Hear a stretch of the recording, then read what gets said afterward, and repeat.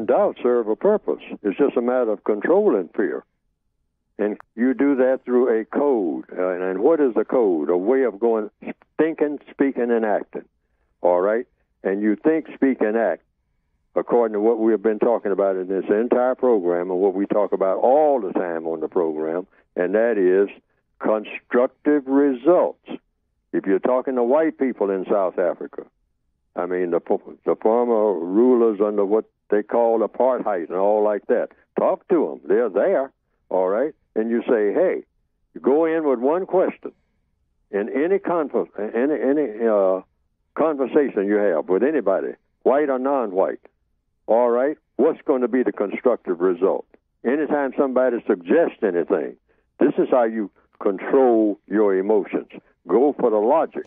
And the logic is all about what? Cause and effect. That's what logic is. Cause and effect throughout the entire universe. All right? What is the result of an action? That's an effect.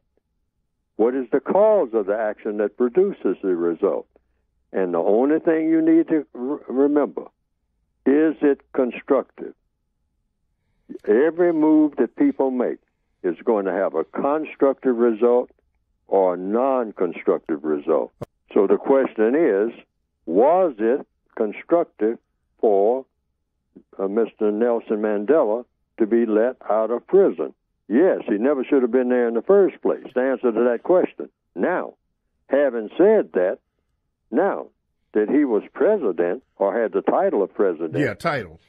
All of the things that happened after that, were they constructive or non-constructive? And there's no such thing as in between. And that's all the gentleman who is calling, making this call now. If he says he wants to control his emotions so he doesn't have anger and doubt or whatever it is. Correct. I mean, you control your emotions by focusing on essentials. And the essentials always comes down to one of two things, constructive, non-constructive. And rather than make statements, that helps you to control your emotions. Don't make statements. Ask questions, endless questions. And the first question you should ask of anybody, particularly when you're talking to white people in South Africa, sir, ma'am, this thing that we are fixing to do, is it constructive or non-constructive? And if so, how? Because it's got to do two things. It's got to meet two qualifications. It's got to be no one is mistreated, because we're talking about justice now. Okay. Justice has a compensatory definition that I gave it. Yes, sir. No one is supposed to be mistreated. I don't care what you're going to do. But you better be able to answer that question before you make any move on this project that we're talking about. Is anyone going to be mistreated? And is everyone going to get the constructive help that they need? Otherwise, put everything on hold until you can answer that question in the affirmative. That's the way everything should work, every inch of this planet, 24/7. Not only in South Africa, all over the world. That should be the question asked, right? Anything that anybody comes up with, people come up with proposals all day long.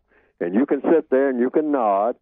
I don't care how many hours it takes for them to make their proposal, but when they finish, that should be the question. Now, this thing that we're fixing to do, is it going to guarantee that nobody's mistreated, and is it going to guarantee that everybody who needs the most constructive help gets it?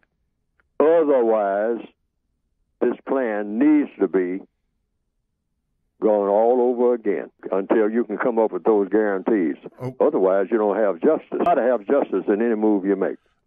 Nobody in South Africa right this minute is supposed to be mistreated. And that not only in South Africa, no place in the world. In other words, the system of white supremacy is worldwide. So just what happens in South Africa, that's not just, a South African problem. That's a world problem. You can't straighten out the South African problem without straightening out the entire